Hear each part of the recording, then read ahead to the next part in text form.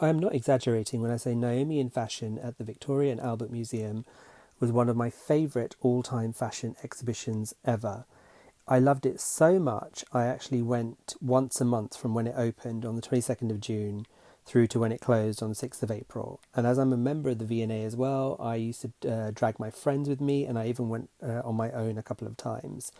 And many times I didn't record. This was actually the recording on my last visit, because I realised that I hadn't taken any footage of it, because each time I went I would go and see something new and really kind of interact with the exhibition.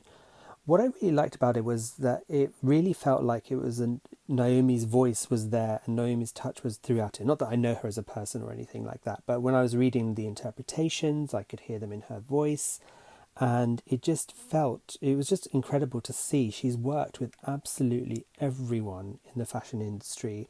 Any of the iconic names, any of the big houses, Naomi's walked for them, and has been an ambassador for them.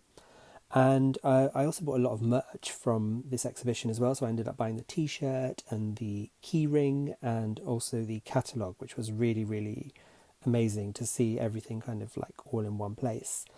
And yeah, as you walk around and you'd see the pictures or you'd see the dresses, and it was just incredible. This was actual fashion history. And, for example, this D&G dress that Naomi wore when she was exiting community service. I mean, how iconic back in that time. Not many people would have thought of doing something like that in terms of exiting their community service in couture, which was just so iconic. But also seeing all of these dresses as well, they're just so beautiful, and seeing when they were worn.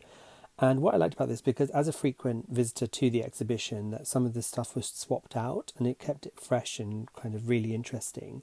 I think what I would love to see is what was left out of this exhibition, and maybe in 10 years' time having a second follow-up or something like that, where we see what other things that could have been included in this. But having said that, I mean, we were very, very spoilt for choice. There was so much to see here, so much to engage with, and it really, truly was like sat at an intersection of fashion history, because there's just so many iconic moments, and that's a word that we bandy around quite a lot these days, but this honestly was super iconic.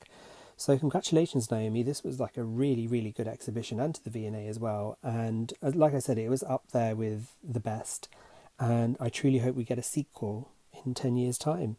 If you went to see it, please let me know what you thought, but otherwise, thank you as always for watching.